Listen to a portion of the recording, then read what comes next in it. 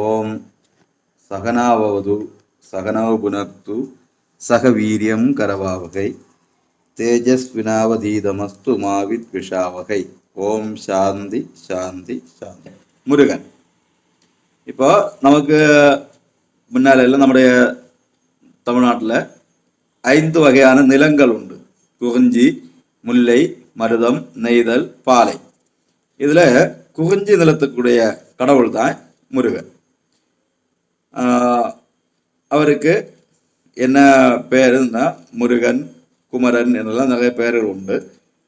தமிழ்நாட்டில் இவருக்கு 6 சிறப்பு இடங்கள் இருக்கு. 6 இடங்கள். 6 இடங்கள் எதெல்லாம் அப்படின்னா திருப்பரங்குன்றம், திருச்சீரலைவாய், திருவாவினன்குடி, திருவேரகம், பழமுதிர்ச்சோலை, திருச்செந்தூர் அப்படி சொல்லி திருப்பரங்குன்றம், திருச்சீரலைவாய் தான் திருச்செந்தூர், திருவாவினங்குடி, பழமுதிர்ச்சோலை, பழனி என்று 6 திருப்பதிகள் அவனுடைய சிறப்பாக. இப்போ நிறைய பேர் இங்க நம்ம தமிழ் பற்றாளர்கள் நிறைய பேர் பேசக்கூடியது என்னன்னா, முருகன் தமிழ் கடவுள், தமிழ்நாட்டில் மட்டும்தான் அவருக்கு கோயில் உண்டு, வட இந்தியாவில எல்லாம் ஒன்றும் கிடையாது, சிவனுக்கு மகன் தான் சொல்லாங்க, ஆனா அவருக்கு அங்க எல்லாம் கோயில் கிடையாது அப்படின்னு சொல்லாங்க. அவங்களுக்கு நாங்கள் நிறைய பதில் கொடுத்தாச்சு. வட இந்தியாவில எல்லாம் நிறைய கோயில்ல முருகனுக்குன்னு தனி கோயில் இருக்கு. கேரளாவிலையும் ஹரிப்பாடுங்கிற இடத்துல முருகனுக்குன்னே தனி கோயில் இருக்கு. கேரளத்தில் உள்ள மக்கள் நிறைய பேர் முருக பக்தர்கள். திருச்செந்தூர் காவடி எடுத்து வாங்குறதும், நடந்து கால்நடையாக அங்கிருந்து நடந்து போவதும், அது மாதிரி குமார கோவிலுக்கு காவடி எடுக்கக்கூடிய நிறைய பேர் இருக்காங்க. அதனால முருக வழிபாடும் எப்படி பாரத நாடு முழுக்க பறந்து இருந்தது தான். ஆனா அதனுடைய சிறப்பான கோயில்கள் நிறைய நம்ம தமிழ்நாட்டில் இருக்குது. குறவர்கள், குறத்தியர்கள், எயினர்கள், எய்த்தியர்கள் இவங்களெல்லாம் முருகனை தங்களுடைய குடும்ப தேவதமாக வழிபடுறாங்க. முருகன் கல்யாணம் பண்ண வள்ளி குறத்தி. அதனால முருகனுக்கு மேல அவங்களுக்கு ஒரு தனி பற்று. இனி ஒரு டீப்பா ஆழ்ந்த ஆன்மீகத்தில் நம்ம பார்த்தோம்னா முருகன் தான் சிவனே. ஏன்னா கந்தபுராணத்துல சொல்லியிருக்கு, ஈசனே அவன் ஆடலால் மதலையாயினன் கான் பேசில் ஆங்கவன் பரனொடு பேதகன் அல்லன். ஈசன் தான், இறைவன் தான், சிவன் தான் தன்னுடைய ஆடலால், நடனத்தால், நாடகத்தால நடிக்கின்றார். இறைவன் நடிக்கின்றார் நாடகத்தால. அவருதான் மதலையாகினான், குழந்தையாக மாறினார். நம்ம டீப்பா பேச போனாச்சுன்னா அவரு அந்த உயர்ந்த பிரம்மத்துக்கு வித்தியாசம் இல்லை, பேதகன் இல்லை, வித்தியாசம் இல்லை, அவர் ஒன்னேதான் அப்படின்னு சொல்லி கந்தபுராணத்துல சொல்லியிருக்கு. அதாவது இறைவன் தனக்கு நிகரிலாகிய பரம்பொருள். அந்த பரமன் முருகனாக தோன்ற காரணம் என்ன, எதுக்காக அப்படி தோன்றார் அப்படின்னு நம்ம யோசிக்க போனோம்னா, இப்போ நமக்கு தெரியும், திருவிழாடல்ல பார்த்துருக்கோம் தக்ஷ யாகம். தக்ஷ யாகத்துக்கு தாக்ஷாயணி சிவனை நிர்பந்திச்சு கேட்டு வாங்கிட்டு போவாங்க. அவன் அழைக்க இல்லை, தக்ஷன் சிவனை அந்த யாகத்துக்கு அழைக்க இல்லை. இருந்தாலும் அந்த அவளை கேட்க போறேன், அங்க போய் கேட்க போறேன்னு சொல்லிட்டு இவர் என்ன செய்வாரு, பார்வதி தேவி அங்க போய் சண்டை நடக்கும். அங்க சிவனை அழைக்காம மீதி எல்லா தேவர்களையும் அழைச்சாங்க என்பது நந்தி பிரானுக்கு பிடிக்கல. நந்தி பிரான் யாரு, நம்ம அன்னைக்கு படித்தோம், சிவனுடைய முக்கியமான ஆள், சிவனுடைய வாகன நந்தி. அந்த நந்தி பெருமானுக்கு பிடிக்கல. அவர் அதனால என்ன செய்தாரு, கல்யாணத்துக்கு போன தேவர்களையும் எல்லாரையுமே சாபம் கொடுத்தார். எல்லாருக்கும் சாபம் கொடுத்தாரு. அத்தனை பேரும் சக்தி இழந்து அசுரங்களால கஷ்டப்பட்டாங்க. அப்போ எல்லாருமே சிவனுக்கிட்ட வேண்டுறாங்க. அப்போ சூரபத்மனை அவர் என்ன செய்தாரு, தோற்றுவித்தார். சூரபத்மனோ சிவனுக்கிட்ட போய் நிறைய வரங்கள் எல்லாம் வாங்கிட்டு அகங்காரத்தால் பல செயல்களை செஞ்சு ரொம்ப மக்களை எல்லாம் கஷ்டப்படுத்தினாங்க. அப்போ அவன் அழியணும். அழிக்கணும்னா யார் அழிக்கிறது அப்படின்னு ஒரு கேள்வி வந்தது. அப்போ வரம் கொடுத்து அவனை ஆளாக்கிய சிவபெருமானே அவனை கொல்றது சரியில்லை, அது ஒரு அப்பா மகனை கொல்ற மாதிரி, அப்படி அது சரியில்லை அப்படின்னு உள்ள ஒரு காரணம் சொல்லி சிவபெருமான் தனது சக்தி, சூரபத்மனுக்கு சிவபெருமானுடைய சக்தியால தான் மரணம் என்பதற்காக வேண்டி தன்னுடைய ஆற்றல் எல்லாம் கொண்ட ஒரு குழந்தையாக உருவாக்கணும். இதுக்கு கந்தபுராணத்துல பாட்டு இருக்கு, வரமளித்த யாமழிப்பது முகையென்று வரத்தால் பெருமை பெற்றுள்ள சூரனை அடுத்து பிறக்கும் அடுவது பிறக்கும் அரிதன பரன் உன்னையே தன்னுருவாகும் ஒரு மகற்கொடு முடித்தும் என்றுண்ணினான் உளத்தில். அதாவது வரமளித்த வரந்தந்த நானே அவனை அழிப்பது சரியில்லை. வரத்தால நல்ல பெருமை பெற்றுள்ளவன் அவன். நிறைய இறைவனா அவ்வளவு கடும் தவம். இவங்களெல்லாம் மடத்தனம் செய்யக்கூடியவங்க. நல்ல கடுமையான தவம் செய்து ரொம்ப கஷ்டப்பட்டு தவம் செய்து பெரிய பெரிய வரங்களை வாங்கிட்டு அதை வச்சுட்டு குண்டாயுசம் காட்டி அடுத்தவங்களை தொந்தரவு செய்து வீணாக அழிந்து போவது. ஆனா இந்த அழிவு என்ன அப்படின்னு நமக்கு இன்னைக்கு கிளாஸ்ல படிக்கலாம். அது உண்மையில அழிவு அல்ல, அது இறைவனால ஆட்கொள்ளப்படுதல். அது வேற ஒரு சைடு இருந்தாலும் இங்க அப்படிப்பட்டன சூரனை அடுவது பிறக்கும் அரிதனை. அவனை ஜெயிக்கிறதுங்கிறது மற்றுள்ளவங்களுக்கும் முடியாது, கஷ்டம். அதனால தன்னையே உன்னையே தன்னுருவாகவும் தன்னுடைய உருவத்தால ஒரு குழந்தையை கொண்டு பண்ணாரு அப்படின்னு சொல்லி கந்தபுராணம் பாடுது. தேவர்கள் எல்லாம் போய் கேட்டாங்க, ஐயா எங்களை காப்பாற்றுங்க, நாங்க ரொம்ப கஷ்டப்படுகின்றோம் இந்த சூரபத்மனால அப்படின்னு சொல்லி கேட்ட சிவன் தன்னுடைய 5 முகத்தோடு 6வது முகத்தையும் கொண்டு இந்த 6 முகங்களிலிருந்து நெற்றி கண்ணிலிருந்தும் எல்லாம், அதாவது 6 முகம், இந்த 6 முகத்திலே என்ன உண்டு? நெற்றி கண் உண்டு. அந்த 6 இருந்தும் தீ பிழம்புகள் 6 வெளிவந்தது. இந்த 6 தீப்பிழம்புகளை எல்லாம் பிடிச்சு கொண்டு கங்கை ஆற்றில போட்டாங்க, அக்னிகிட்ட கொடுத்தாங்க. அப்படி இல்லை, கடைசியில் அது சரவண பொய்கையில போய் சேர்ந்தது. சரவண பொய்கையில சேர்ந்து தாமரையில 6 குழந்தைகளாக பிரிந்தது. இந்த குழந்தைய யாரு பாதுகாத்தாங்க? கார்த்திகை பெண்கள். Very good. கார்த்திகை பெண்கள் இந்த 6 குழந்தைகளையும் பரிபாலித்தார்கள். அதனாலதான் கார்த்திகையை கொண்டாடுகின்றோம் நாம். கார்த்திகை பெண்களுக்கு அவங்களுடைய அந்த முருகனை அவர்கள் பாதுகாத்தார்கள் என்பதனால் அந்த மகிழ்ச்சிக்காகத்தான் நம்ம கார்த்திகை கொண்டாடக்கூடியது. அந்த குழந்தைகளை இப்ப பார்வதி தேவி இந்த குழந்தைகளை பார்க்க வந்து இவங்களை ஒன்னா எடுக்க அந்த 6 பேரும் சேர்ந்து என்ன ஆனாரு? ஒரு குழந்தை ஆயாச்சு. அந்த 6 முகம் 12 கையோட ஒரு குழந்தை. அதை ரிஷப வாகனத்துல ஏண்டி சிவனும் தேவியுமாக சிவலோகத்துக்கு கொண்டு போனாங்க. அவருடைய பேரு நிறைய உண்டு, முருகனுக்கு நிறைய பேர் உண்டு. கொஞ்சம் பேரு சொல்லுங்க பாப்பா. முருகனுக்கு பேரு புக் இருந்தவங்க பார்த்து சொல்லக்கூடாது, பார்க்காம சொல்லுங்க. குமரன், கடம்பன், கந்தன், காங்கேயன், கார்த்திகேயன், சரவணபவன். எல்லாம் பார்த்து பார்த்து சொல்லுது. சரி, அப்போ குமரன் முருகன் அப்படின்னு நம்ம ஒரு பாட்டு கேட்டுருக்கோம். அழகென்ற சொல்லுக்கு முருகா உந்தன் அழகன்றி உலகிலே பொருளேது முருகா. அழகன் அந்த முருகன் என்ற சொல்லுக்கு அழகு என்று பொருள், முக்கியமான ஒரு பொருள்.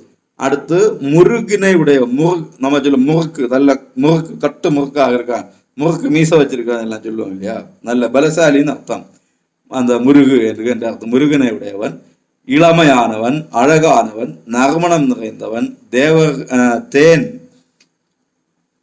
கடவுள் தன்மை உள்ளவன் என்றெல்லாம் பொருள். முருகனுடைய அழகு என்றைக்கும் நிலையான அழகு. அதனால் குமரன் எப்பவுமே அவன் என்னதான்? குமரன் தான். அந்த அழகு இதனை என்றும் இளையாய் அழகியாய் என்பதனால் அவர் தெய்வத்தன்மை வாய்ந்ததனால் ஞானத்தான் உருவாகிய நாயகன். ஞானம் என்கின்றது அறிவு. அந்த அறிவு உருவாகிய நாயகன் அப்படின்னு அவர் பற்றி சொல்லி அதுக்கு ஒரு பாட்டு இருக்கு. இந்த பாட்டு ஒரு ஆள் படிங்க பார்ப்போம். வேத காட்சிக்கும் உபநிடத்து உச்சியில் விரித்த போத காட்சிக்கும் காணவன் புதிய அரிதர் புதியன மூதக்கார்க்கு மூதக்கவன் முடிவிற்கு முடிவாய் ஆதிக்காதியாய் உயிர்க்குயிராய் நின்ற அமலன். வேத காட்சிக்கும் உபநிடதத்து உச்சியில் விரிந்த போத காட்சிக்கும் காணலன். அதானது வேத காட்சி, வேதங்களை படிச்சு வேதங்களுடைய அல்டிமேட்ல போனாலும் சரி, உபநிடதத்து உச்சியில் விரிந்த போத காட்சியில். உபநிடதம்னா என்னது? உபநிடதங்கள்னா என்ன? உபநிடதங்கள்னால் என்ன? வேதத்தின் ஞான காண்டத்திற்கு உபநிடதங்கள் என்று பெயர். Very good. தொடக்க நிலை மாணவி. வேதாங்கங்கள், வேதத்தினுடைய அந்தம், வேதத்தினுடைய முடிவான கருத்தை சொல்லக்கூடியவை ஞான காண்டங்கள். இந்த ஞான காண்டங்கள் தான் என்னது? உபநிடதங்கள். அப்போ வேதத்தினுடைய முடிவான கருத்தை சொல்லக்கூடிய உபநிடதத்து உச்சியில் விரிந்த போத காட்சிக்கும் காணலன். அந்த உபநிடதத்தை படிச்சு நல்ல அறிவாக, நல்ல போதம், அறிவு, புத்தி தெளிந்திருந்தக்கூடியவங்களால கூட என்ன முடியாது? காண முடியாது. காட்சிக்கு காணலன். புதியரில் புதியவன், புதியவங்கள்ல புதியவன்.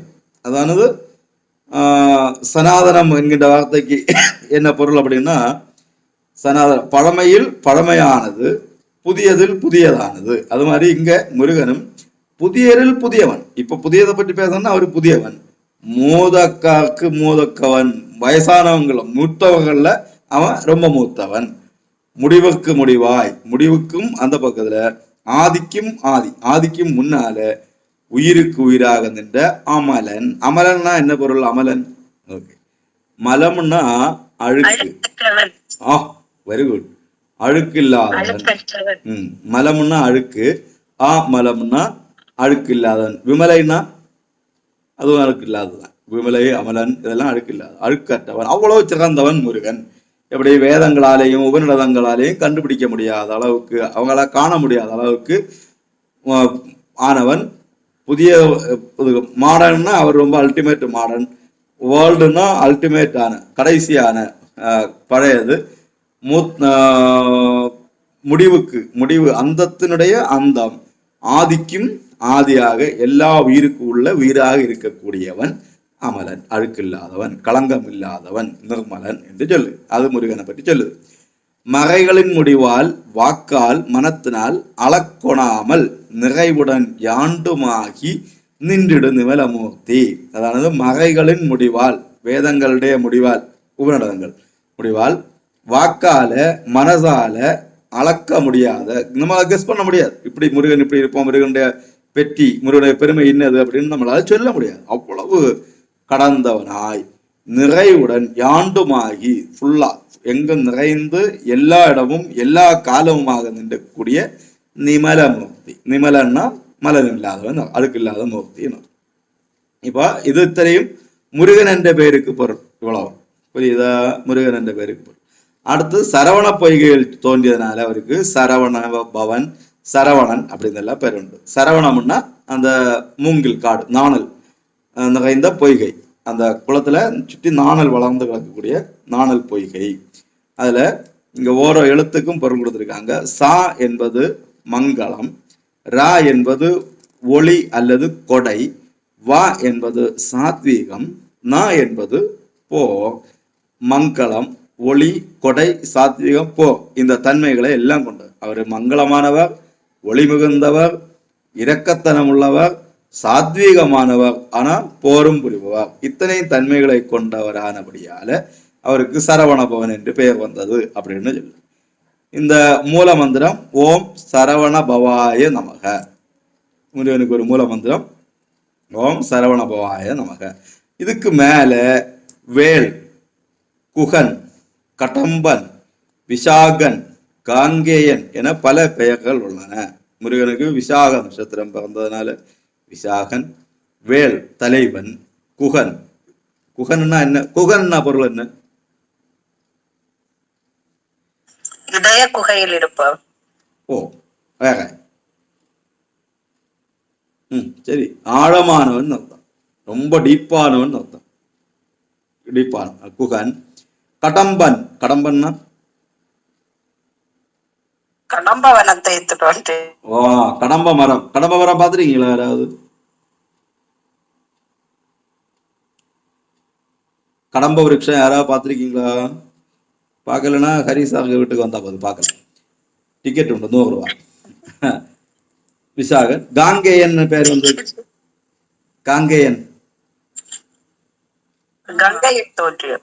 வேற யாராவது காங்கேயன் உண்டா? சிவபெருமா. அது கங்காதரன். கங்காதரன், காங்கேயன், கங்கேயன். யாராவது எங்கேயாவது படிச்ச ஞாபகம் இருக்கு? கேட்ட ஞாபகம்? பீஷ்மர். Very good. பீஷ்மர். பீஷ்மர் தான் கங்கேயன், கங்கையின் மகன். அது மாதிரி கங்கையில் தோன்றதுனால காங்கேயன். அடுத்து சுப்பிரமணியன். சுப்பிரமணியன்னா என்ன பொருள்?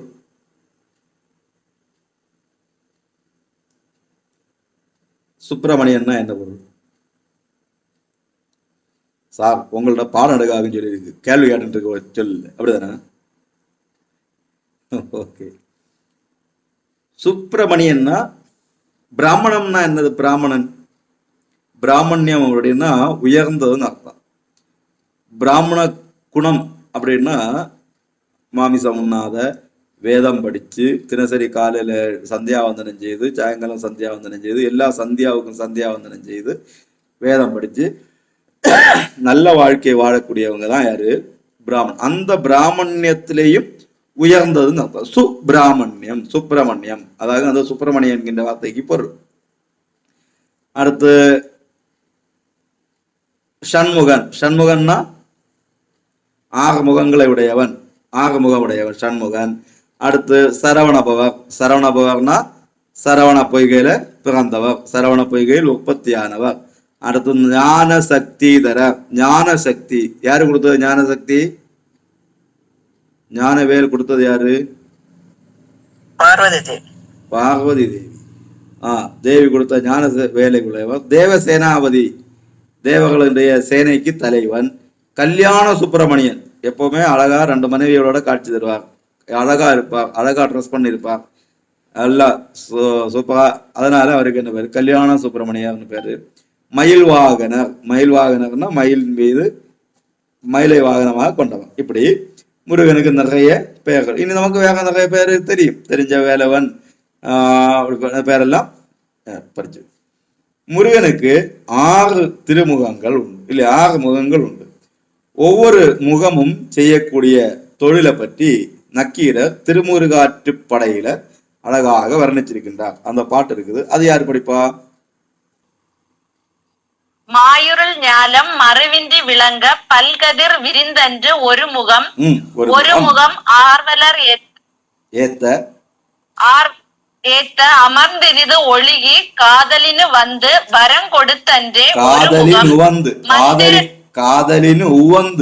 காதலினு வந்து உவந்து மந்திர விதியின் மரபுளி விழா அது அந்தனர் வேள்வி ஓர்க்குமே ஒரு முகம் எஞ்சிய பொருள்களை. ஓர்க்குமே அடுத்து ஒரு முகம், எஞ்சிய பொருள், ஒரு முகம் எஞ்சிய பொருட்களை ஏமுற நாடி திங்கள் போல திசை விளக்குமே ஒரு முகம். செருநர் தேய்ந்தது செல்சமத முறுக்கி, செல்சமமுறுக்கி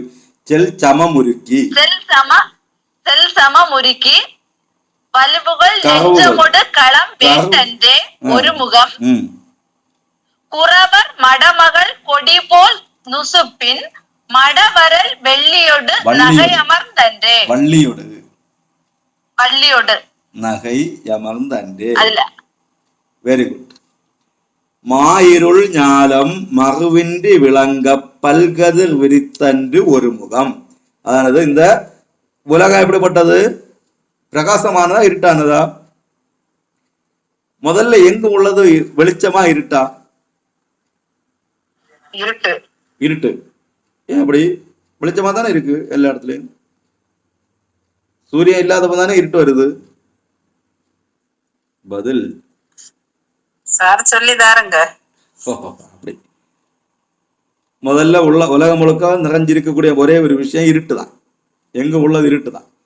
இருட்டுல சூரியன் வருவதனால சூரிய வெளிச்சம், சந்திரன் வருவதனால சந்திர வெளிச்சம், லைட்டு போடுவதனால லைட் வெளிச்சம்.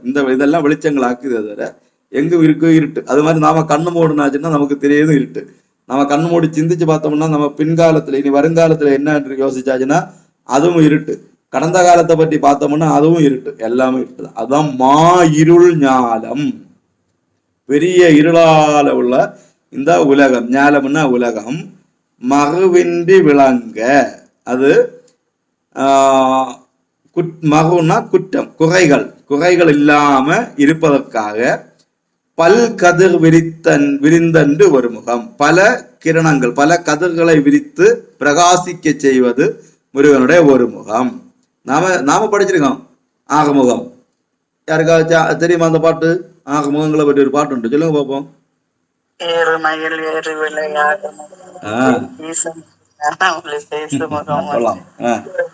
யாருக்கும் தீர்க்கும் முகம் உண்டு வாங்கி நின்ற முகம் உண்டு ஆறுபட்டு சூரரை வதைத்த முகம் உண்டு பள்ளியை மனமுற வந்த முகம் உண்டு ஆறுமுகமான பொருள் நீ அருளல் வேண்டும் ஆதி அருணாச்சலம் அமர்ந்த பெருமாளை. இது தொடக்க நிலை ஆகவுக்குள்ள ஆறுமுகம். நம்ம இப்ப வித்யாபூஷன் ஆராய்ச்சி மாணவர்கள், இங்க நமக்கு ஆறுமுகங்கள் இது சரியா. அடுத்து ஒரு முகம் ஆர்வலர் ஏத்த அமர்ந்தினிது ஒழுகி காதலின் உவந்து வரா கொடுத்து அன்றே. அதாவது ஒரு முகம் அன்பர்கள் எல்லாம் சேர்ந்து பிரார்த்தனை பண்ணால், எல்லாரும் சேர்ந்து கடவுளே கடவுளேன்னு பிரார்த்தனை பண்ணால் அவர்களுடைய குற்றங்களை நீக்குவதற்காக சம்மதிச்சு அவர்களுக்கு இனியதாக நன்மையாக சந்தோஷமாக நடந்து அவர்கள் மேல் சென்ற விருப்பத்தினாலே மகிழ்ந்து அவர்கள் கேட்கக்கூடிய வரங்களை எல்லாம் கொடுத்தது ஒரு முகம். ஒரு முகம் மந்திர விதியின் மரபுளி வடா அது அந்தனர் வேள்வி ஓக்குமே. இனி ஒரு முகமானது என்னன்னா, மந்திரங்கள் உள்ள வேதத்தில் சொல்லப்பட்ட அந்த முறைகளை தவறாமல் வாழக்கூடிய பிராமணர்களுடைய யாகங்களுக்கு தீங்கு வராமல் காத்து நிற்கக்கூடியது ஒரு முகம் ஓக்குமே. ஒரு முகம் எஞ்சிய பொருள்களை ஏமுக நாடி திங்கள் போல திசை விளக்குமே. இனி ஒரு முகம் இந்த வேதத்துல அந்த மந்திரங்கள் இருக்கு இல்லையா, மந்திரங்கள் தவிர மீதி எஞ்சிய விஷயங்கள் வேதாகமங்களில் மறைந்துள்ள மீதி விஷயங்கள் எல்லாம் ஆராய்ந்து போதித்து அதை சொல்லி தந்து சந்திரனை போல திசைகள் எல்லாம் பிரகாசமாக இருக்கக்கூடியது ஒரு முகம். ஒரு முகம் செகனர் தேய்த்து செல் சமமுருக்கி கருவுகொள் நெஞ்சமொடு களம் வேட்டன்றே. ஒரு முகமானது திரு உள்ளத்துல நிகழா நின்ற சமத்துவத்தை ஒழித்து, அதாவது அங்க எல்லாம் சமம் அப்படிங்கிற சிந்தையை ஒழிச்சு கோபம் கொண்ட, அப்பம் எதிரியை அழிக்கணும்னா ஒரு இராணுவ வீரர் இருக்கா, இராணுவ வீரர் எதிரியை சுடும் போது அங்க போய் ஆக இவனும் மனிதன் நானும் மனிதன் எனக்குள்ள இருக்கிற வீரம் இவனுடைய வீரம் ஒண்ணுதானே அப்படின்னு நினைச்சிட்டு இருந்தாச்சுன்னா யுத்தம் செய்ய முடியுமா? யுத்தம் செய்ய முடியாது. அப்போ அங்க என்ன செய்யணும்? எதிரி அவன். அப்போ அங்க அந்த மீதி சமத்துவ சிந்தனைகள் எல்லாம் எடுத்து ஒதுக்கி வைக்கணும். வச்சுட்டு தான் என்ன செய்யணும்? யுத்தம் செய்யணும். அதான் சொல்லு. அந்த இதையெல்லாம் நீக்கி வச்சுட்டு கோபம் கொண்ட திருவுள்ளத்துடன் பகைவளாகிய அசுரர்களை வதைத்து போக்கள வேள்வியை வேட்டது. அந்த யுத்தத்துல அது ஜெயித்தது. அது ஒரு முகம். ஒரு முகம் குகவர் மடமுகள் கொடி போல் நுகப்பின் மட வரல் வள்ளியோடு நகையமர்ந்தன்றே. இனி ஒரு முகம் என்ன செஞ்சது? வேடருடைய மடப்பத்தையுடைய மகளும் கொடி போலும் இடையுடைய இளம் பெண்ணுமாகிய வள்ளி நாயகுடன் மகிழ்ச்சியுடன் பொருந்திய. ஒரு முகம் வள்ளியை நேசித்து அவளோட இருந்தது. இப்படி இந்த முகங்கள் தான் ஆக முகங்கள். இது நமக்கு ஆராய்ச்சி மாணவர்களுக்கு. இவ்வாறு ஆக முகங்கள் சொல்லக்கூடிய தொழில்கள் ஒவ்வொரு முகமும் ஒவ்வொரு தொழில் செய்யும் என்பது நமக்கு புரிஞ்சுதா? அடுத்து முருகப்பெருமானுக்கு 12 கைகள் உண்டு. இந்த 12 கைகளும் செய்யக்கூடிய தொழில்கள் நமக்கு ஒரு கை தேவர்களையும் ரிஷிகளையும் பாதுகாக்க அமைந்துள்ளது. ஒரு கை இப்படி தேவகளை ரிஷிகளையும் பாதுகாக்கின்றது அமைகின்றது. அதற்கு இணையான ஒரு கை இந்த பக்கம் உள்ள கை மருங்கிலே கிடந்தது. அது அப்படி ஒரு கை அப்படி இருந்தது. மூன்றாவது கை அங்குசத்தை செலுத்துகின்றது. மூணாவது ஒரு கையில அங்குசம். அங்குசம்னா என்ன? நேரான பாதைக்கு செல்வதற்கு திருப்புதல். அப்படி அங்குசம்னா என்னதான் கேள்வி கேட்டிருந்தேன். கடிவாளம். கடிவாளம் அது காளைக்கு மாட்டுக்கு. அங்குசம்னா இப்படி இருக்கும் ஒரு கம்பி, ஒரு கம்புல இப்படி ஒரு இது வச்சிருப்பாங்க. இது வச்சா யானையினுடைய காதுல பிடிப்பாங்க. யானையை கொண்டு போவங்க கையில தான் இந்த அங்குசம் இருக்கும். யானை ஸ்ட்ரைட்டா போகாம இந்த பக்கம் நேரா போறதுக்காக செய்யக்கூடாது. நான் அங்குசம்னா என்னன்னு கேட்டேன். அதுதான் சொல்லணும். தத்துவத்தை சொல்லக்கூடாது. புரியுதா? நேரா போறதுதான். அங்குசம்னா என்ன? யானை கையில இருக்கக்கூடிய எத்தனை பேருக்கு தெரியாது? யானைனாலே தெரியாத நிறைய பேர் இருக்காங்க இல்லையா? யானை பாகன் கையில் இருக்கக்கூடிய அதேதான் வழி மாறி போகாம யானைய நேர்வழியில கொண்டுறதுக்கு வச்சிருப்பாரு அங்குசம். அதே மாதிரி இறைவன் மேக்சிமம் எல்லா தெய்வங்களையும் கணபதி கையில இருக்கு, தேவி கையில எல்லாம் இந்த அங்குசம் இருக்கு. தப்பா போனாச்சுன்னா நம்ம காதல பிடிச்சு இழுத்து நம்மை நேர்வழிப்படுத்துதல், அதுதான் அதனுடைய. அதுக்காக அங்குசத்தை வைத்துள்ளது. அதற்கு இணையான கை ஆடை உடுத்திய தொடையிலே கிடக்கின்ற, அப்படி தொடையில அப்படி வச்சிருக்குது. 5வது 6வது கைகள் அழகிய பெரிய பரிசையோடு. பரிசைன்னா என்னது? பரிசை பரிசைன்னா வாழு, வாழும் வேலாயுதத்தையும் வளமாக சுழற்றுகின்றன. 7வது கை முனிவர்களுக்கு உரையிறந்த பொருளை உணர்த்த மார்போடு சேர்ந்து விளங்க. முனிவர்களுக்கு நெஞ்சில என்ன நினைத்து கொள்ளுங்கள், எப்போதும் என்னுடைய நினைவு உங்களுக்கு இருக்கட்டும், நான் இருக்கின்றேன் உங்களுக்கு அப்படின்னு சொல்ல மாதிரி நெஞ்சோட சேர்த்து வைக்கப்பட்டிருக்க. 8வது கை மார்புள் தாழ்த்து தொங்க மாலையை எப்படி பிடிச்சிருக்கு, பூ மாலையை எப்படி பிடிச்சிருக்கு வச்சிருக்க. 9வது கை வளைகளுடன் மேலே சுழன்று கள வேள்வியை வேட்கும் முத்திரை கொடுக்கின்றது, வேள்விகளை காப்பாற்றுவேன் என்கின்ற முத்திரை கொடுக்கின்றது. அதற்கிணையான மறுகை மணி மாறி ஒலிக்க பண்ணுகின்றது. 11வது ஒரு கை மழை பெய்விக்கின்றது. அதற்கிணையான மறுகை தெய்வ பெண்களுக்கு மணமாலை சூட்டுகின்றது, வள்ளி தேவயானைக்கு மணமாலை சூட்டு. இப்படி முருகனுடைய 12 கைகள். இதுவும் நாம மனசுல வச்சிருக்கோம். வீறு கேதனம் வச்சிரம் அங்குசம் விசிகம் மாகிலாத வேல் அபயமே வலம் இடம் வரதம் ஏறு பங்கயம் மணி மழு தண்டு வில் இசைந்த 2 கை அறுமுகம் கொண்டு வேலடைந்தான் என்று முருகனை பற்றி கந்தபுராணம் பாடுது. முருகன் கையில என்னெல்லாம் இருக்கு? கொடி, வஜ்ரம்னா வஜ்ராயுதம், அங்குசம், விசிகம் அப்படின்னா பானம், வேல், அபயகஸ்தம் இந்த வலப்பக்கத்திலும் இடது பக்கத்துல வரதம். அபயம்னா என்ன, வரதம்னா என்ன? அபயம்னா நீ அஞ்சாது, வரதம்னா கேட்கும் வர. அபயம்னா கை இப்படி உயர்ந்திருக்கும், சமானப்படி. வரதம்னா கை இப்படி தாழ்ந்திருக்கு. இதுல இருந்து அப்படி பாஞ்சுட்டே இருக்கு. லட்சுமி தேவி இந்த படத்தை பார்த்தாச்சுன்னா இதுல இருந்து தங்கமணி நாணயங்களாக விழுந்து கொண்டே இருக்கும். வரதம் கேட்பதே தருவது. இப்படி 2 கை இப்படி வச்சிருப்பார். அபயக்கரம், வரதக்கரம். அதுல வரதக்கரம் எங்க இடது இடது பக்கத்துல இருக்கும். வரதக்கரம், தாமரை, மணி, மழுனா என்னது? சின்ன கோடாரி, தண்டு, வில், இது இடது பக்கத்திலும் கொண்டுள்ளார். இது ஒரு வடிவம். இப்படி பல வடிவங்கள்ல முருகன் இருப்பார். முருகனை சார்ந்து விளங்கக்கூடிய வடிவேல் ஞான சக்தியாகும். முருகனை கையில் இருக்கக்கூடிய அந்த வடிவேல் ஞான சக்தி, அறிவு, ஞான சக்தியாகும். இது சிவபெருமானால் முருகனுக்கு கொடுக்கப்பட்டது என்பதையும் அதன் பெருமையினையும் கந்தபுராண பாடல் ஒன்று நமக்கு விளக்கின்றது. அந்த பாட்டை படிங்க பார்ப்போம்.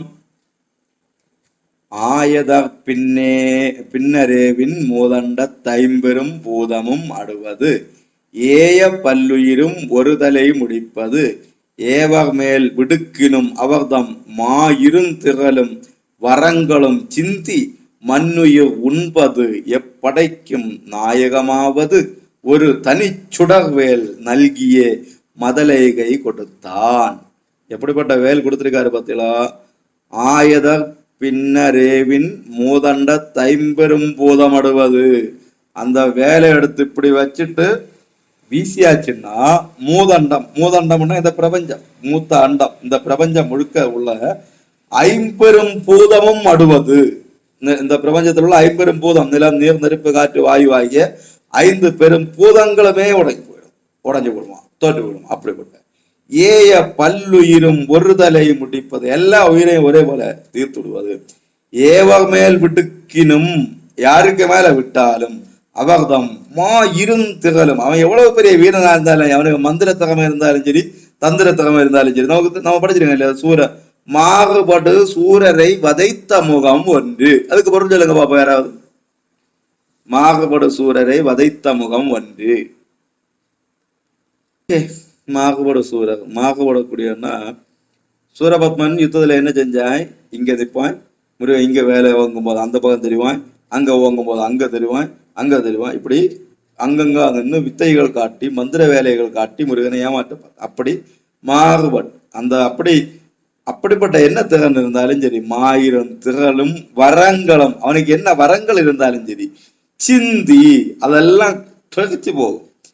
மண்ணுயிர் உண்பது, அவனுடைய உயிரை தின்னும். யாருக்கு மேல எவர் மேல விடுக்கணும், யாருக்கு மேல முருகன் விடுகின்றானோ அவனுடைய நிலைமை இந்த கதி அப்படி ஆயிடும். எப்படைக்கும் நாயகமாவது, ஏது படையிலையும் இந்த வேல் நாயகம், தலைமை பண்போட நிற்பது.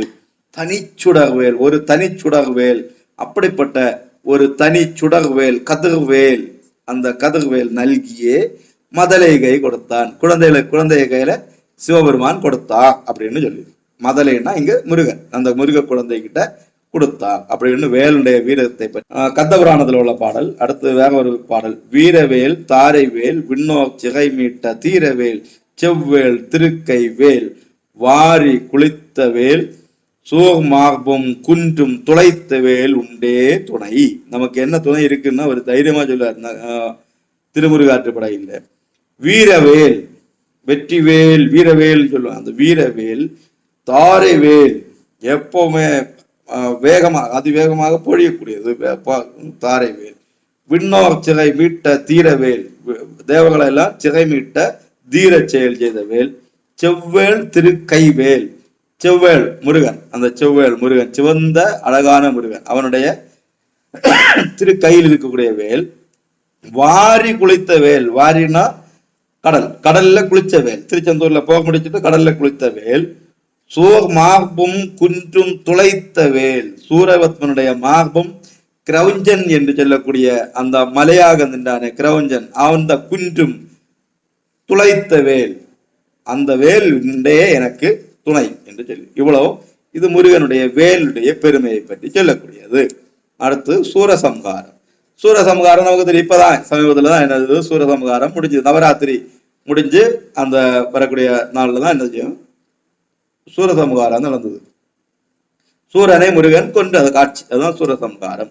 சூரசம்ஹாரம் அப்படின்னா என்ன, இப்ப இறைவன் அவருடைய கருணையை இரண்டாக சொல்லல. ஒண்ணு அகக்கருணை, இன்னொன்னு மகக்கருணை. அகமும் மகமும் என்று ரெண்டு விதமாக சொல்லுவாங்க. நல்லவர்களை எல்லாம் அகக்கருணையால காப்பாரு, பொல்லாதவர்களை மகக்கருணையால காப்பார். அழிக்க மாட்டார் முருகன் யாரையுமே. எந்த கடவுளும் யாரையுமே கொல்லவில்லை, ஆட்கொள்ளுவார்கள். அது எப்படி இப்படிப்பாங்க. சூரன் நிறைய வரங்கள் பெற்றிருந்தான். அந்த வரங்களை வச்சு என்ன பண்ணான்னா நல்லவர்களுக்கும் தேவர்களுக்கும் எல்லாம் பல துன்பங்கள் செய்தான். அவன் இனியும் இந்த உடம்போட இந்த உலகத்துல நிறைய நாள் இருந்தான்னா அவன் இது மாதிரி நிறைய பாவங்களை செய்து செய்து செய்து மீளாத நரகத்துக்கு போயிடுவான்.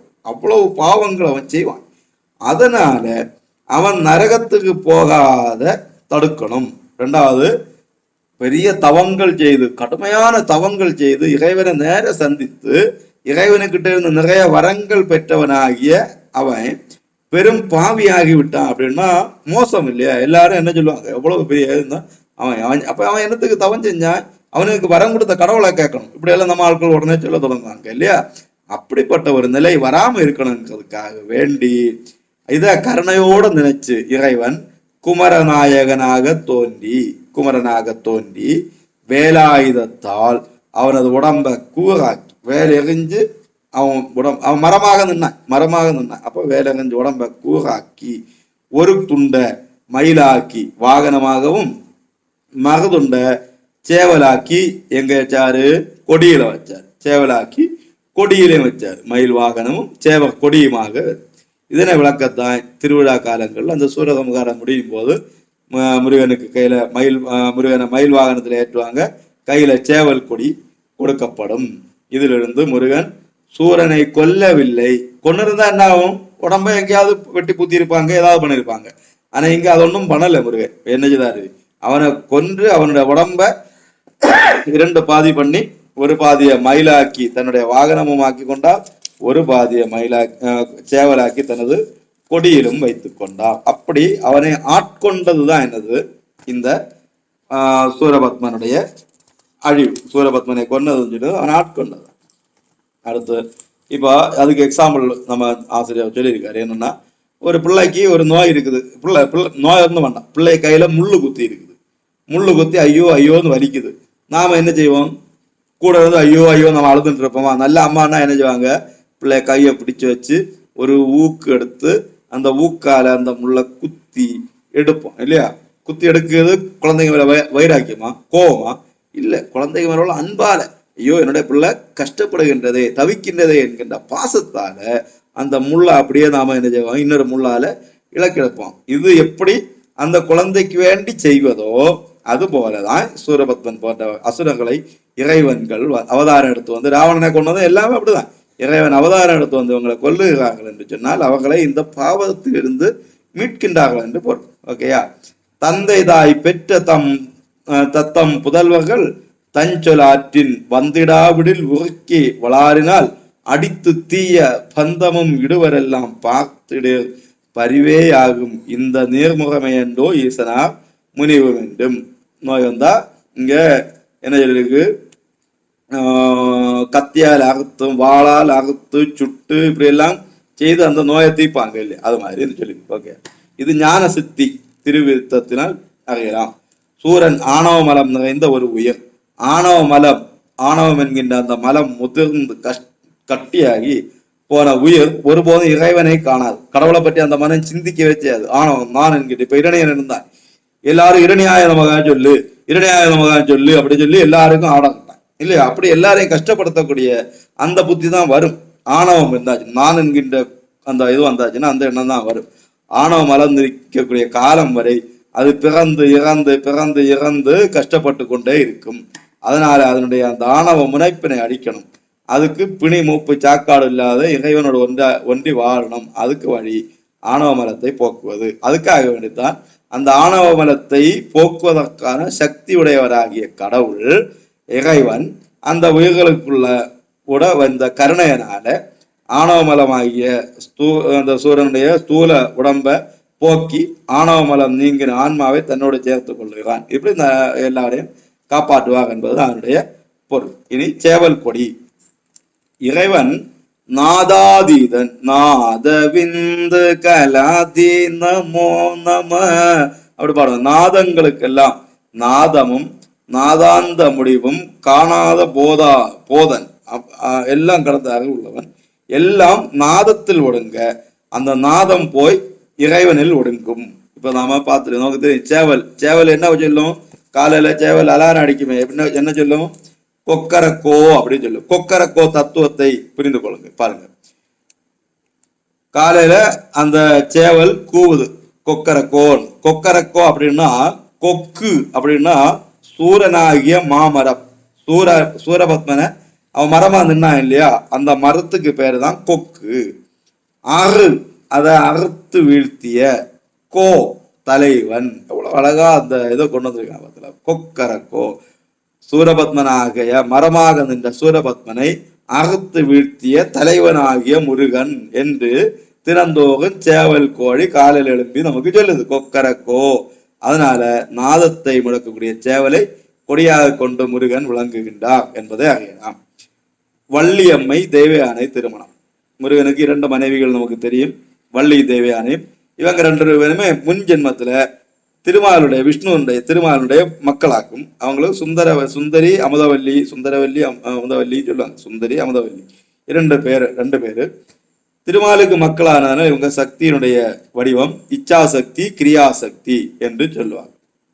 இவர்கள் முருகனை கல்யாணம் பண்ணணும் 2 பேரும் ஆசைப்பட்டாங்க, தவம் இருந்தாங்க. அவங்க தவத்துக்கு இறங்கி முருகன் அவங்கள்ட்ட வந்து சுந்தரி அமுதவல்லியை இந்திரன மகளாக தேவலோகத்திலையும் சுந்தரியை பூலோகத்துல வந்து குடியில மன்னனுடைய மகளாக பிறக்கிறதுக்கும் சொன்னார். அப்படி சூரபத்மன் எல்லாம் கொன்னு அந்த ஒரு பாட்டு உண்டுல, திருச்செந்தூரில் புரிந்து சினமெல்லாம் தீர்த்த கந்தன் திருத்தணி கோவில் கொண்டானா.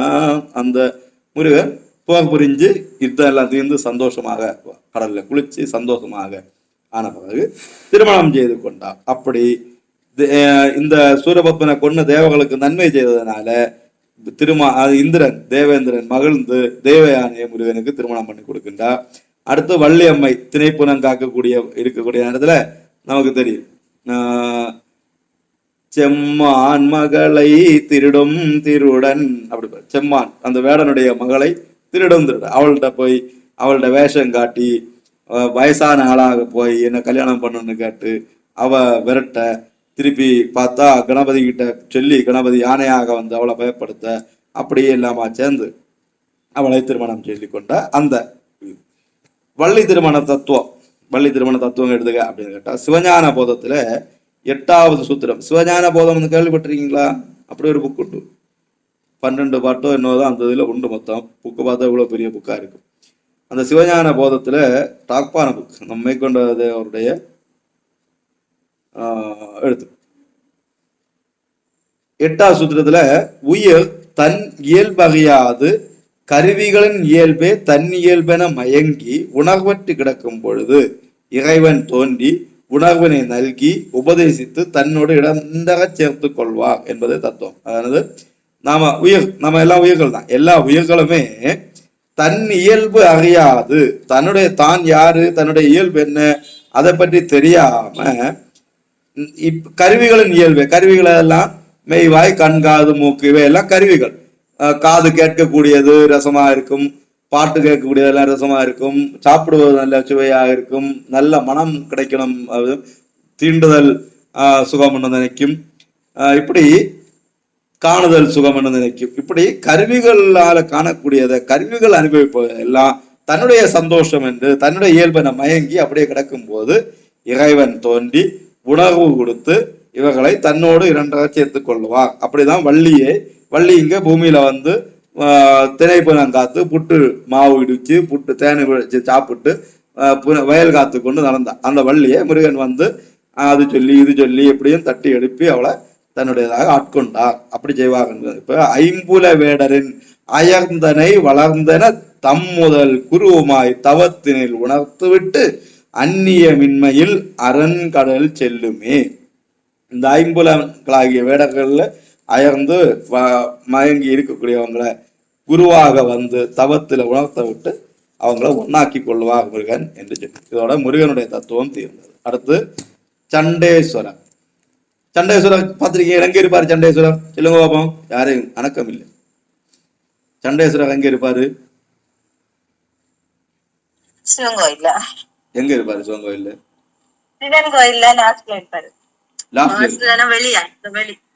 வெளியில சிவன் கோயில். இப்போ நாம சிவன் கோயில் வழிபாடுங்கிறது முடியக்கூடிய இடத்துல இந்த சண்டேஸ்வரர் வழிபாடு இருக்கு. சண்டேஸ்வரர் பற்றி நமக்கு தெரியும் இல்லையா? செய்நல்லூர்ங்கிற இடத்துல எச்சதத்தன் ஒரு பிராமணன் இருந்தாரு. அவருக்கு மனைவி பவித்ரை, அவங்களுக்கு ஒரு பிள்ளை பிறந்தது விசார சர்மா. இந்த பிள்ளை சின்ன வயசுலேயே எல்லா கலைகளையும் படிக்காமலே அவருக்கு புரிய வந்தது. ஒரு பசுவை, ஒரு கண்டோட சேர்ந்த பசுவை அதை மேய்க்கக்கூடியவன் போட்டு அடின்னு அந்த பசுவனுடைய பெருமை தெரியாது. அதை காணும்போது இவருக்கு கோபம் வருது. இவரு போய் அவனை என்ன செய்யாரு, அடிக்காரு. ஊர்ல பிரச்சனை ஆச்சு. கடைசியில இவரு நானே இந்த பசுக்களை பார்த்து கொள்வேன்னு சொல்ல அவரை பசு மாய்க்கக்கூடிய மகாரு. இந்த பசுக்கள் இவருக்கு மேல கொண்ட அன்பால தானால அந்த காம்புல இருந்து பால் சொரியுமா. இவர் அந்த பாலை எல்லாம் பார்த்தப்போ ஒரு சிவபூஜை செய்தா என்ன அப்படின்னு நினைச்சு இவர் அந்த மண்ணில் ஒரு சிவலிங்கம் செஞ்சு வச்சு இந்த பாலை வாங்கி இந்த சிவலிங்கத்துக்கு அபிஷேகம் செய்வார். இப்போ ஊர்ல எல்லாம் பார்த்தவங்க எல்லாம் என்ன சொல்லிட்டாங்க, இந்த பையன் பாலை கறந்து ரகசியமா விற்கான், அப்படி இப்படி எல்லாம் பிரச்சனை ஆச்சு. இவருடைய அப்பா வந்து பார்க்காரு. அப்பா வந்து பார்க்கும்போது ஒரு நாள் இவன் சிவலிங்கத்துக்கு இவன் பாலை ஊற்றி கொண்டிருக்கின்றான். பசுக்கள் பால் சுரந்து கொடுக்கின்றன. இவர் பாலை சிவலிங்கத்துக்கு அபிஷேகம் செய்து கொண்டிருக்கின்றார். இதை கண்ட உடனே அந்த எச்சதத்தருக்கு பெரிய கோபம் வரும். வந்த வரத்துல சிவலிங்கத்தை தட்டி அந்த பால் குடத்தை எல்லாம் தட்டி தூர போட்டார். என்னடா ஒண்ணு அப்படி இப்படி. இதை கண்ட உடனே இந்த பையனுக்கு என்ன வந்து பெருத்த கோபம் வந்தது. பக்கத்துல இருந்த ஒரு கம்ப கையில் எடுத்து வாங்காரு. அது கோடாரியாக மாறுச்சு. அந்த கம்பு கோடாரியாக மாறுது. இறைவனுடைய கருணையை யோசிச்சு பாருங்க. வெறும் கம்பா இருந்தது, இவரை ஆட்கொள்ள வேண்டும், அதுக்கான நேரம் வந்தாச்சு அப்படின்னு வந்த உடனே இறைவன் அந்த கம்பை ஒரு கோடாரியாக மாற்றியிருந்தார். அந்த கோடாரியால சிவனுக்கு வச்சிருந்த பால் குடத்தை மிதித்து தள்ளிய காலை வெட்டுவேன், ஒற்றை வெட்டு 2 காலையும் வெட்டி போட்டான். அடுத்த உடனே சிவபெருமான் வந்து நம்பொருட்டால் ஈன்ற தாதை விட எறிந்தாய் அடுத்த தாதை உனக்கினி நாம். எப்படி சிவனை அங்க வந்து உடனே சொன்னாரு, என் பொருட்டால் எனக்கு பூஜைக்கு டிஸ்டர்ப் பண்ணாங்கிறதுனால நீ என்ன செய்த, உங்க அப்பாவுடைய காலை வெட்டி எறிந்தாய், அதனால உனக்கு அடுத்த தாதை இனி நான் இனி உனக்கு அடுத்த அப்பா அப்படின்னு சொல்லி ஆட்கொண்டு தொண்டர்களுக்கெல்லாம் தலைமையேற்கக்கூடிய நாம் உண்ட பரிகலமும் சூடுவனவும் உடுப்பனவும் உனக்கே தந்தோம் அப்படி சொல்லி. அதானது சிவபெருமான் உண்டதனுடைய மிச்சம், அவர் உண்ட அன்னம், மிச்சம் வரக்கூடிய அன்னம், அவர் உடுத்த உடைகள், அவருடைய களத்துல எல்லாம் சூடக்கூடிய பூக்கள், இதுக்கெல்லாம் உரிமையாளர் யாருன்னா இந்த சண்டேஸ்வரர். அப்படிப்பட்ட பாக்கியத்தை அவரு கொடுத்தாரு என்று சொல்லி தனது முடியில் இருந்த கொண்டை மாலையை சூட்டியார். இதுதான் என்னது இந்த சண்டேஸ்வரருடைய பூர்வ வரலாறு. இப்ப நாம கோயில்ல போனோம்னா நமது ஆன்மார்த்த பூஜையிலும் அவ்வழிபாடே பூஜை முடிவில் இவரை வழிபடும் பொழுது மக்கள் கையால் 3 முறை இப்படி தட்டுவாங்க. இதுக்கு கேட்டா சிலவங்க சொல்லுவாங்க, சாமி செவிடு, சாமிக்கு காது கேட்காது, அதனால இப்படியே தட்டுவோம் அப்படின்னு சொல்லுவாங்க. அந்த அளவுக்கு நம்முடைய அறிவு இருக்கு. சிலவங்க என்ன வாங்கன்னா துணியில இருந்து நூலை பூச்சி அங்க போடுவாங்க. இது ஒரு ஆள் செய்யறதை பார்த்துட்டு அடுத்து போகவங்களும் என்ன செய்வாங்க, இப்படி பழக்கமாக்கிட்டாங்க. உண்மையில அது வழிபாடு தெரியாது, காரணங்கள் தெரியாதனால. சண்டேஸ்வர பேர் என்பது ஒரு அரிய பெயராகும். சண்டேஸ்வர பேர் பெற்று வீடு எளிதாகும். இதுவே சிவபிரசாதம் பெறுவதற்குரிய பதம். சண்டேஸ்வரர் போல தன்னை ஃபுல் அண்ட் ஃபுல்லா இறைவனுக்கு அர்ப்பணித்து செய்து கொண்டிருக்கின்றால் அவன் அப்ப இறைவனுடைய பிரசாதம் கிடைக்கக்கூடிய பாக்கியம் நமக்கு கிடைக்கும். சண்டேஸ்வர பூஜை வீடு பேட்டை விரும்புவார் அவரை வழிபடுகின்றனர். இப்ப ஏன் அவர்கிட்ட போய் இப்படி செய்யணும்னா, கையில ஒண்ணும் இல்லை. இறைவனுடைய சிவன் சொத்து குலநாசம்னு சொல்லுவாங்க இல்லையா? சிவன் சொத்து குலநாசம்னா என்ன உண்மையில பொருள்? சரி, சமயாச்சு அங்க விட்டோம். திருவிழாக்கள்ல பஞ்சமூர்த்திகள்ல ஒருவாறாக இவர் இழந்தவர்கள் சண்டேஸ்வரர் பற்றி திருமுறைகள்ல பல இடங்கள்ல கூறப்பட்டுள்ளது. 1-2 உதாரணத்துக்கு இங்க சொல்லப்பட்டிருக்கின்றது. திருஞான சம்பந்த தேவாரத்துல பீரடைந்த பாலதட்ட பேணாதவன் தாதை வேரடைந்து பாய்ந்த தாளை வேர்த்தடிந்தான் தனக்கு தாரடைந்த மாலை சூட்டி தலைமை வகுத்ததென்னே சீரடைந்த கோயில் மல்கு சேஞ்சலூர் மேயவனே உருவது அரிதண்டி ஒன்மனர் கூட்டி அறுவகை ஆண் 5 ஆட்டத்தன் தாதை செருவகை செய்து சிதைப்ப முனிந்து மழுவால் வெட்டி மாலை பெற்றானே. திருமந்திரம். தந்தை இருதாள் துணித்து தம்பிரான் தாள் சேர்ந்த எந்த இருதாள் இணைக்கே இன்புகுவது என்னாலோ தாய்மானவர். இப்படி 3 பேர் பாடியிருக்காங்க. அந்த பாட்டெல்லாம் படிங்க. இவர் சிவபக்தியில் ஆழ்ந்த சிந்தனையாளர். ஆலயங்கள்ல வடக்கு பிரகாரத்தில் கோமுகிக்கர், இப்ப ஏது கோவில்லையுமே அந்த கோமுகி கோயிலில் இருந்து வரக்கூடிய அந்த தீர்த்தம் பாயக்கூடியது வடக்கு திசையை பார்த்து இருக்கு. அந்த வடக்கு பக்கத்துல கோமுகிக்கு பக்கத்துல தான் இவருக்கு கோயில் இருக்கு. நம்ம இங்க பார்த்தா குமார கோயில்ல நீங்க பார்த்தாலே எந்த சிவன் கோயில்ல போனாலும் நமக்கு இந்த இவரை காண முடியும். அவர் அங்க இருப்பாரு. நாம சிவன் கோயிலை சுற்றி வந்து இங்க வந்து நான் சிவ தரிசனம் பெற்றேன், கடவுளை பார்த்தாச்சு, அவருடைய பிரசாதம் நீதான் தரணும் அப்படின்னு சொல்லி இவர்கிட்ட வந்து வணங்குகின்றோம். அவரிடம் எப்போதும் இறைவனுடைய தியானத்துல இவர் இருப்பதனால இவரை நேர்முகப்படுத்தி அருள் பெற இவரை கவனத்தை. அதுக்கு மட்டும் இல்ல, கையில ஒண்ணும் தான் எடுத்துட்டு போகல. இறைவனுடைய கோவில்ல வந்து இறைவனை வணங்கினேன், இறைவனுடைய பிரசாதம் நீதான் தரணும்ப்பா சொல்லி அவர்கிட்ட நான் வெங்கையோட தான் இருக்கேன்னு காட்டுறதுக்கும், அவர் தியானத்தில் இருக்கும்போது அவருடைய நினைவை நம்மிடம் ஆட்படுத்துவதற்காகவும் வேண்டி கைதட்டுவாங்க. ஆலய பொருட்களை வந்து கோயிலுக்கு போகும்போது நம்ம கொண்டு போவோம் இல்லையா? அப்படி கொண்டு போகிறதுக்கு போகும்போது முன்னாலெல்லாம் விளக்கேற்றதுக்கு நூல் திரி கொண்டு போவாங்க. இதை கொண்டு அதில் வைக்கிறதா வழக்கம். அதை பார்த்து நம்முடைய ஆட்கள் ஒரு நூலை கொண்டு கடைசியில் துணியில இருந்த நூலை, சில கோயில் எல்லாம் உண்டு, அதை பற்றி அவர் வருத்தப்படுறாரு. கட்டி இருந்த வேட்டியில் இருந்த நூலை எடுத்து போடும் வழக்கமாக மாறிவிட்டது. சிலர் அறியாமல் செய்யக்கூடிய இந்த பழக்கத்தை நாம் தடுப்பதாக. இப்படி சிவன் கோயிலில் இருக்கக்கூடிய மூர்த்திகளை பற்றியெல்லாம் படித்தோம். இவங்களை தவிர வைரவன், சூரியன், சனீஸ்வரன், துர்க்கை, நவகிரகங்கள் முதலிய மூர்த்திகளை கோயில்ல வச்சு வழிபடுவார்கள். சனீஸ்வரன் யாரு? சனீஸ்வரன். சனீஸ்வரனை ஏன் சனீஸ்வரன் என்று சொல்லுவோம்? போனமாக பார்த்தோம். தட்சிணாமூர்த்தி என்பதும் இந்த கிரகங்களில் உள்ள குரு பகவான் என்பதும் ஒன்றல்ல. 2 பேரும் 2ன்னு போனோட கிளாஸ்ல சொல்லி தந்தேன். இன்னைக்கு சனியை பற்றி சொல்ல.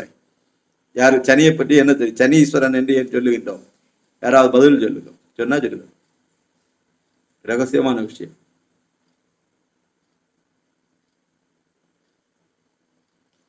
சார் சொல்லி தாருங்க.